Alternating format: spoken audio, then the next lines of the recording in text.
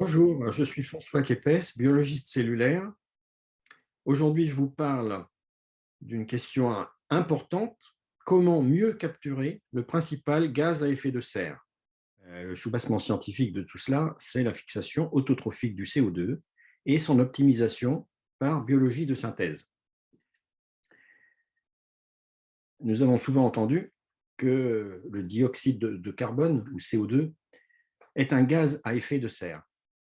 Un tel gaz répandu dans l'atmosphère a pour particularité d'absorber le rayonnement thermique émis par la surface terrestre, comme le fait une serre en agriculture.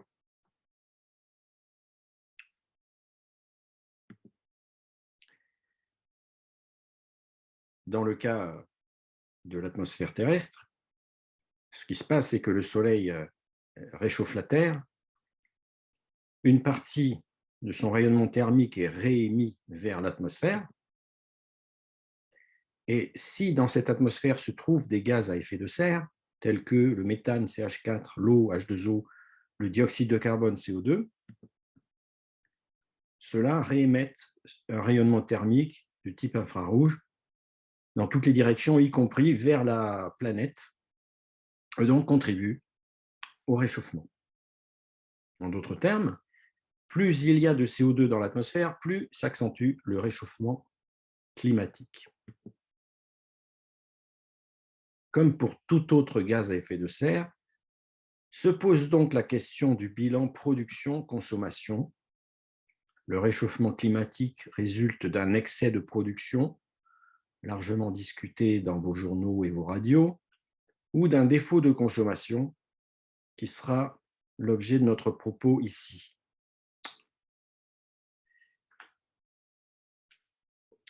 Pour bien comprendre ce qui suit, il est bon de rappeler ici que le vivant est massivement fondé sur une chimie chon, c'est-à-dire à base d'atomes de carbone C, hydrogène H, oxygène O et nitrogène ou azote en français N. D'autres atomes sont essentiels, mais en quantité plus limitée, et à titre d'illustration, j'ai choisi le cobalt afin de faire un mauvais jeu de mots. Donc, entre autres, un organisme vivant doit couvrir ses besoins en C, en carbone. Il existe deux manières de le faire, hétérotrophie et autotrophie. Si l'organisme couvre ses besoins en carbone en fixant le CO2, qui est une molécule inorganique de l'atmosphère, on dit qu'il est autotrophe. Donc, les autotrophes sont les plantes, les algues et certains micro-organismes comme les cyanobactéries. S'il les couvre en assimilant des composés organiques, on dit qu'il est hétérotrophe. Nous autres humains sommes hétérotrophes et effectivement, notre nourriture nous apporte toutes sortes de composés organiques, protéines, lipides et glucides. À noter que les hétérotrophes comme nous dépendent entièrement des ressources organiques générées par des organismes autotrophes. Même lorsque nous nous nourrissons de viande, cette dernière provient d'animaux qui, en dernier ressort, ont consommé des plantes ou autres organismes autotrophes. Les relations trophiques, qui mange qui, forment donc une pyramide à la base de laquelle se trouvent obligatoirement les autotrophes, ce qui implique aussi qu'ils forment la grande majorité de la masse vivante globale qu'on appelle la biomasse, 80% en fait.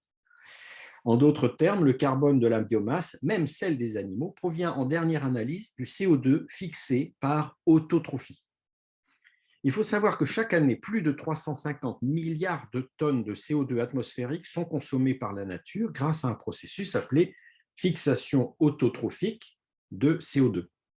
Parmi ces 350 milliards de tonnes, plus de 90% sont en fait fixés par un cycle de réaction biochimique particulier appelé le cycle de Calvin, qui opère chez les plantes, les algues, certains micro-organismes, et le reste, moins de 10%, utilise d'autres cycles que celui de Calvin. Il existe aujourd'hui, à notre connaissance, 5 autres cycles biochimiques de fixation du CO2. Alors, le terme cycle lui-même n'est pas neutre, il signifie que la suite de réactions biochimiques se referme sur elle-même en un cercle. Donc, Avec ces données en tête, vous comprenez qu'il y a beaucoup d'excitation depuis quelques années à tenter d'améliorer ou remplacer le cycle de Calvin, ou alors de porter le cycle de Calvin dans des organismes ne le possédant pas, en particulier des organismes choisis pour leur utilité dans la manufacture humaine. Par exemple, parce qu'ils produisent des composés utiles. En pareil cas, la production par ces organismes, au lieu de se faire au détriment de ressources précieuses, voire non renouvelables, va consommer une source de carbone gratuite et abondante, le CO2. Notons au passage que de tels organismes cultivés à grande échelle représenteraient des puits de carbone. Alors, cette excitation a donné lieu à des réalisations concrètes parce que récemment, les outils à la disposition des biotechnologues se sont largement affinés avec l'arrivée de la biologie de synthèse. Ce n'est pas un objectif de cet exposé que de vous parler de la biologie de synthèse. J'ouvre simplement une brève parenthèse pour résumer ce que c'est. La biologie de synthèse, c'est l'ingénierie rationnelle de la biologie. Le but de ce domaine émergé en 2004 est de concevoir de nouveaux systèmes inspirés par la biologie ou fondés sur ses composants. Elle fait progresser les connaissances sur le monde vivant, mais elle permet aussi de développer de nombreuses applications industrielles dont le potentiel économique est considérable. La biologie de synthèse a ouvert un champ de créativité dans lequel se sont engouffrés des chercheurs de grands talents, entre autres dans le domaine de la fixation autotrophique du CO2. Avant de nous engager dans cette voie, faisons le tour des autres objectifs que la biologie de synthèse vise dans le cadre de l'agriculture. Voici la liste des objectifs des modifications apportées aux plantes.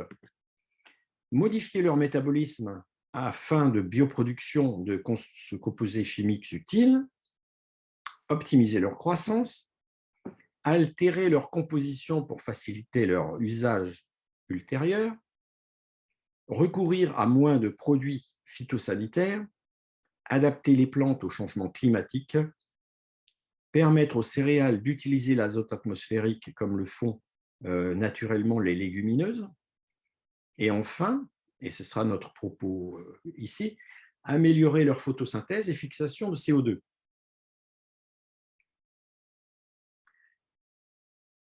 Donc à ce stade, rappelons que la photosynthèse, c'est le processus de fabrication de matières organiques comme des glucides à partir de l'énergie lumineuse du soleil, l'eau, H2O venant du sol par les racines, le dioxyde de carbone, CO2, venant de l'atmosphère par les feuilles.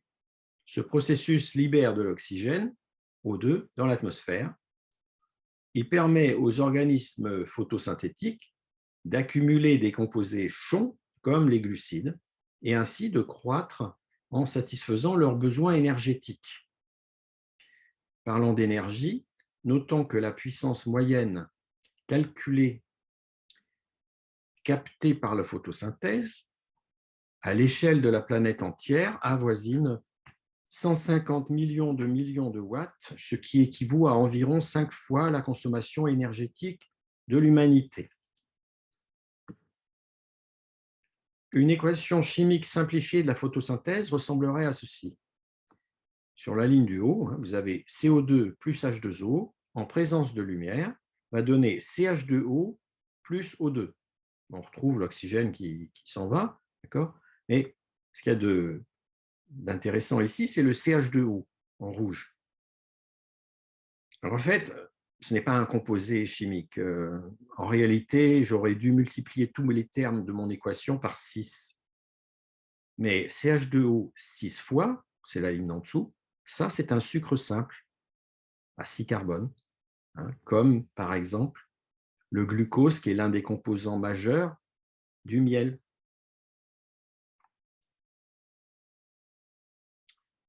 Vous voyez que à partir de tous les CH2O synthétisés, plus d'autres atomes comme l'azote N, l'organisme photosynthétique va produire l'ensemble des composés qui sont nécessaires à sa vie et à sa croissance. Maintenant, cette croissance serait particulièrement lente, au point d'être incompatible avec la vie, si les milliers de réactions biochimiques requises n'étaient pas accélérées très fortement par des catalyseurs. Catalyseurs, donc des accélérateurs de réactions chimiques que l'on retrouve intacts à la fin de celle-ci, c'est la définition. Dans les cellules vivantes, les catalyseurs sont presque toujours des protéines appelées enzymes. Il existe donc des milliers d'enzymes différentes dans la cellule, chargées chacune d'accélérer une ou quelques réactions biochimiques. Les facteurs d'accélération sont variables, mais souvent de plusieurs millions ou milliards. Alors, pour en revenir à la photosynthèse, au sens large, elle comporte deux phases, une phase lumineuse et une phase métabolique indépendante de la lumière. La phase lumineuse fait appel à des centres réactionnels, incluant des pigments comme la chlorophylle, qui donne cette couleur verte aux feuilles. Elle transforme l'énergie lumineuse en énergie biochimique et elle recycle des cofacteurs biochimiques pour qu'ils reprennent la forme chimique adéquate en vue de la phase métabolique qui suit. C'est cette phase métabolique ou obscure qui permet d'aboutir au sucre par des cycles chimiques, au premier rang desquels le cycle de Calvin déjà brièvement décrit. Après ces explications de contexte, reprenons notre propos sur la fixation autotrophique du CO2 et sur son optimisation par la biologie de synthèse.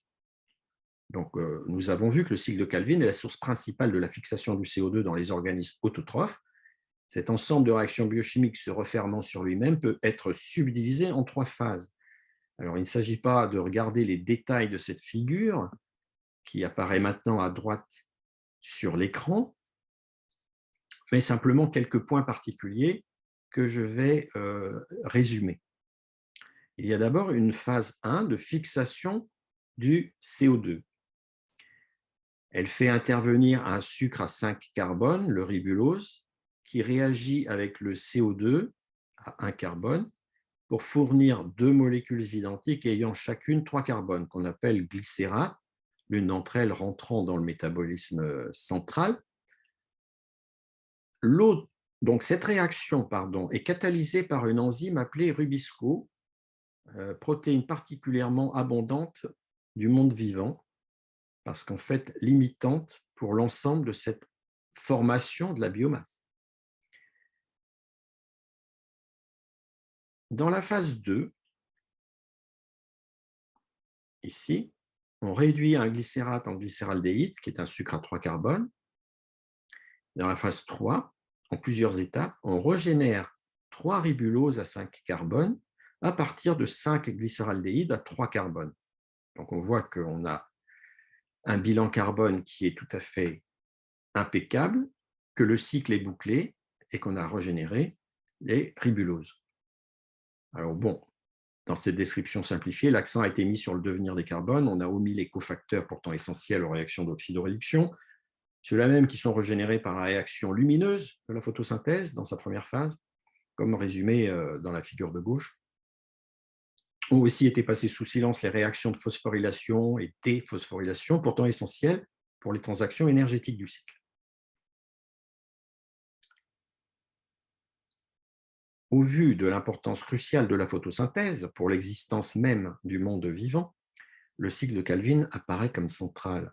Or, il souffre de défauts. L'un de ses pires défauts tient au double rôle de l'enzyme Rubisco, cette protéine qui est probablement la plus abondante du monde vivant en raison de son rôle central, puisqu'elle fixe le carbone atmosphérique dans la biomasse végétale, mais aussi en conséquence de sa relative lenteur et enfin de son inefficacité, car Rubisco catalyse, accélère deux réactions. La première a été décrite plus tôt, elle consiste à combiner le ribulose au CO2 et on parle de carboxylation.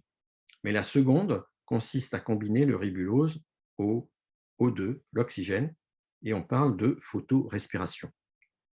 Comme le ribulose est concerné dans les deux cas, ces deux réactions, carboxylation et photorespiration, sont en compétition. En moyenne, la carboxylation l'emporte sur l'oxygénation dans un rapport d'environ 4 pour 1. Donc, globalement, il y a bien fixation de CO2 durant la phase lumineuse en journée. Mais vous voyez aussi qu'améliorer ou remplacer le cycle de Calvin, notamment en optimisant le fonctionnement de Rubisco, est un défi d'autant plus passionnant qu'il touche à la source même de toute la biomasse terrestre.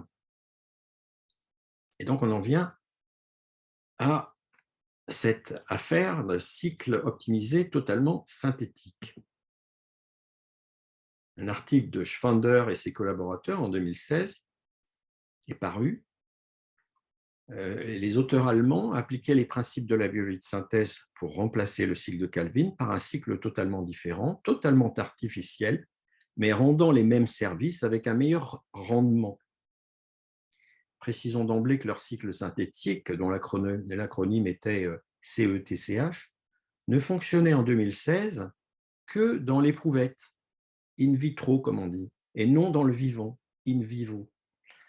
Nous parlerons plus tard des tentatives de l'insérer dans un système plus grand, voire dans une cellule vivante.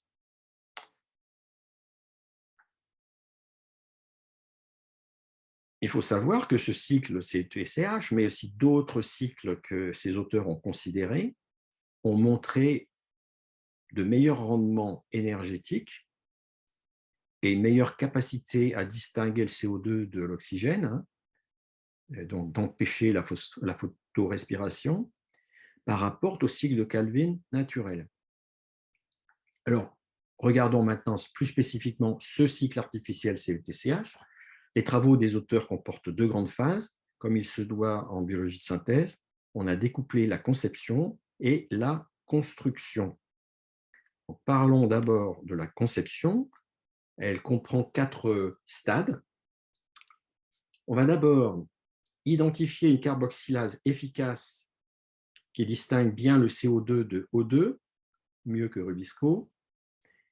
Donc, les chercheurs ont classé des carboxylases naturelles de divers organismes selon leur efficacité dans la réaction de carboxylation normalement effectuée par Rubisco. Une part de leur efficacité tient à l'absence de la réaction parasite, la photorespiration. Au second stade, il s'agit de rétrosynthèse métabolique. Le principe est très simple. On va partir de la carboxylation, on l'appellera réaction 0, c'est celle qui est en haut sur le petit cycle à droite. Et puis, on va remonter, on va aller en marche arrière vers la réaction précédente, dite -1, d'où le terme rétrosynthèse. On suppose qu'il y a un cycle qui est possible et on va découvrir quel est le meilleur cycle possible. Donc, on revient en -1 et on dit qu'est-ce qui permet de fournir le cycle 0 en composés chimiques. Eh bien, il y a peut-être plusieurs possibilités. Plusieurs autres composés chimiques peuvent être précurseurs de celui-là. Bon, s'il y en a plusieurs, on les note tous. Et ensuite, on remonte au stade -2. Pour chacun de ces composés précurseurs, -1, on va chercher les précurseurs -2 possibles. Alors, vous voyez que rapidement, quand on arrive à -3, -4, etc., on se retrouve avec un arbre touffu de combinaisons possibles, puisque généralement, il y aura plusieurs possibilités pour chaque réaction amont. Or, l'objectif est de déterminer le meilleur chemin dans cet arbre touffu, donc de déterminer le meilleur ensemble de réactions successives, finissant par la carboxylation, réaction 0 dans ma numérotation. Cela veut dire qu'il va falloir élaguer l'arbre touffu pour garder les meilleures branches. C'est le stade 3, élagage. On ne gardera qu'une branche à chaque niveau. Alors, on utilise une série de critères. Chaque réaction doit être possible au plan thermodynamique. Par exemple, elle ne se produirait pas si pour avoir lieu, elle réclame de l'énergie qui ne lui est pas fournie. Ou encore, le cycle global s'arrêterait rapidement si les cofacteurs biochimiques n'étaient pas régénérés. En outre, un cycle synthétique intéressant doit produire beaucoup d'énergie sous forme biochimique. En pratique, l'arbre est tellement touffu qu'une inspection à l'œil nu n'y suffit pas. Les chercheurs disposent d'outils informatiques pour appliquer l'ensemble de ces critères à l'élagage. Supposons l'élagage terminé, le 4e et dernier stade, c'est l'identification d'enzymes candidates. Pour chaque réaction du futur cycle, des enzymes capables de la catalyser doivent être identifiées dans la littérature scientifique ou dans les bases de données qui sont alimentées par les chercheurs du monde entier. Bien, alors nous avons donc identifié pour chaque étape une ou quelques enzymes candidates, nous allons les tester. Nous passons de la conception à la construction. Nous passons de l'ordinateur à la paillasse.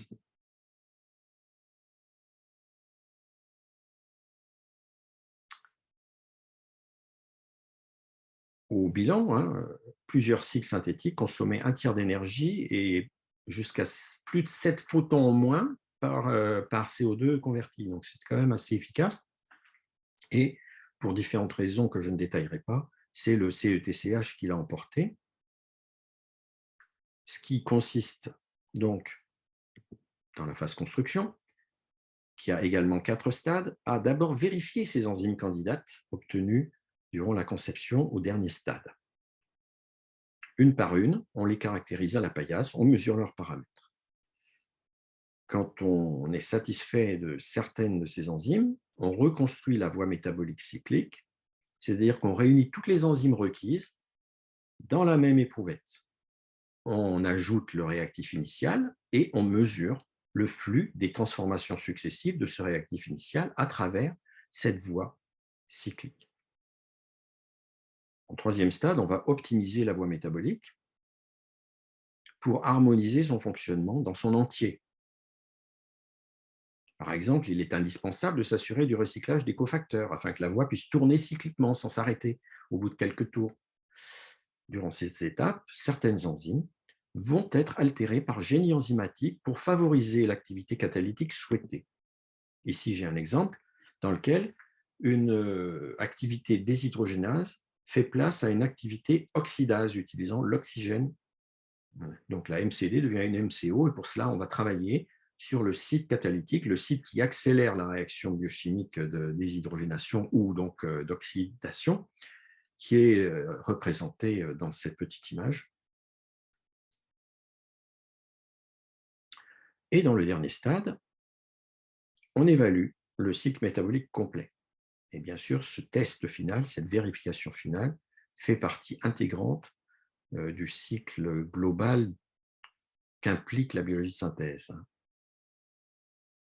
Donc, la voie cyclique est mise en œuvre, les paramètres globaux sont mesurés, on les compare au cahier des charges initial. Si besoin est, l'expérimentaliste revient à une étape précédente et repart le long de ce chemin qui est fait donc de ces 8 stades que je viens de décrire.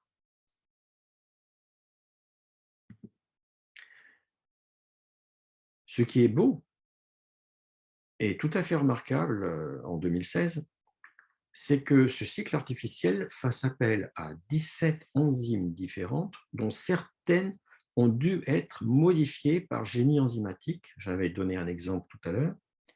Ces 17 enzymes sont issues de 9 organismes vivants distincts, eux-mêmes venant des 3 domaines du vivant, les archées, les bactéries et les cellules à noyau ou eucaryotes. Donc un travail remarquable, mais bien entendu, un long chemin reste à effectuer pour insérer ce cycle synthétique dans un métabolisme photosynthétique complet.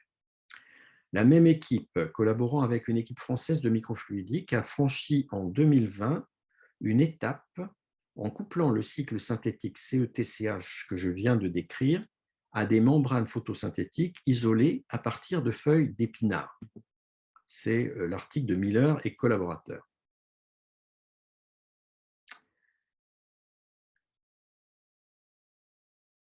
On mélange les éléments biochimiques du cycle synthétique CETCH avec des membranes capables de photosynthèse venant de feuilles d'épinards. Ainsi, on a les membranes photosynthétiques qui font la phase lumineuse, le cycle CETCH qui fait la phase obscure ou la phase métabolique. Ils se couplent, d'autant qu'ils sont réunis dans des petites vésicules lipidiques, un peu comme des crèmes de beauté, hein, des mélanges de lipides et d'eau. Et ils sont sous contrôle parce que ces bulles lipidiques sont mises à l'intérieur de chambres microfluidiques. Et les auteurs ont pu montrer qu'effectivement, il y avait couplage de la phase lumineuse des membranes de cellules d'épinards et du cycle artificiel CETCH, et que cela dépendait de la lumière, fournie ou non. Donc, c'est un assez joli succès, mais vous remarquez que nous ne sommes toujours pas dans le vivant.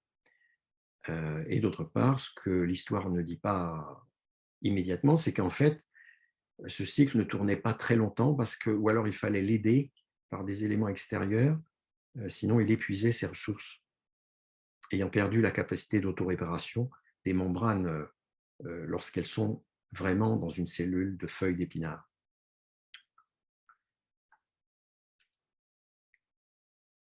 Alors, un autre objectif serait de transposer un cycle fonctionnant dans l'éprouvette au sein d'une cellule vivante. Quelques étapes vers cet objectif ont récemment été franchies. En particulier, l'équipe allemande a modifié profondément le métabolisme d'une bactérie afin d'y introduire le cycle de Calvin pour fixer le CO2. C'est l'article de Shada von Borzykowski en 2018 et ses collaborateurs. Ils partent d'une bactérie méthylotrophe, comme on dit, c'est-à-dire qui se nourrit de méthanol. Avec cela, elle recycle ses cofacteurs, elle forme sa masse, sa biomasse, et elle produit en définitive du CO2. Après modification, ces auteurs ont réussi à découpler l'acquisition d'énergie qui reste le fait du méthanol et la formation de biomasse qui devient le fait d'un cycle équivalent au cycle de Calvin. Donc, en deux mots, le cycle de Calvin actif a été introduit via deux gènes, dont Rubisco, bien sûr. Il permet d'utiliser le CO2 final du métabolisme de la bactérie pour faire de la biomasse. C'est ce que vous voyez en orange à droite. D'autre part, pour ce découplage, l'usage du méthanol pour faire de la biomasse a été interrompu en inactivant trois gènes, ce qui est également noté en orange. Ceci étant, l'objectif d'autotrophie synthétique n'est pas atteint, car le système ne fonctionne que transitoirement. Mais enfin, c'est une première étape qui, celle-ci, se fait dans le monde vivant.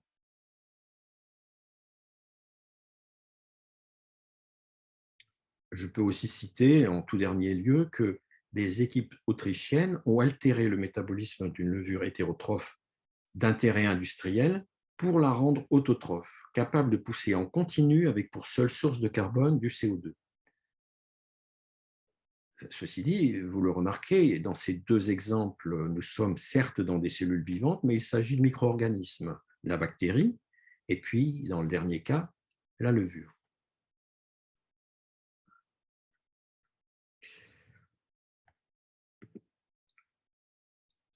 Alors, quelles sont les conclusions provisoires que l'on peut tirer de tout cela concernant la biologie de synthèse appliquée à l'agriculture? D'abord, ces approches novatrices ne font actuellement qu'effleurer le monde vivant, généralement celui des micro-organismes. Quand elles seront ancrées dans le monde vivant, et un jour dans des plantes ou dans des algues, resteront encore à valider des solutions appropriées aux conditions du champ, pour lesquelles d'autres facteurs environnementaux, la météo, les engrais, l'eau, viennent limiter la production de biomasse. Certains chercheurs imaginent d'implanter en dehors du monde vivant des solutions à grande échelle, dont l'avantage évident est une manipulation aisée, une grande liberté créative. Cependant, ces solutions perdent en même temps les avantages du monde vivant, en particulier la croissance rapide et prolongée, la stabilité et l'autoréparation. L'autoréparation qui manquait par exemple aux membranes thylakoïdes d'épinards, dans l'exemple de tout à l'heure. Donc, ce que nous voyons en fait, c'est se dessiner les termes d'un compromis entre des solutions basées ou non sur le vivant. Et bien sûr, ce compromis évoluera avec les progrès techniques. Toutefois, il est trop tôt pour savoir quelles seront les avancées qui mèneront à des innovations à grande échelle, et parmi celles qui viennent d'être discutées, ou d'autres qui n'ont pas encore percé. Je finis sur une note optimiste, le monde, enfin notre alimentation, est sauvé. Ouf!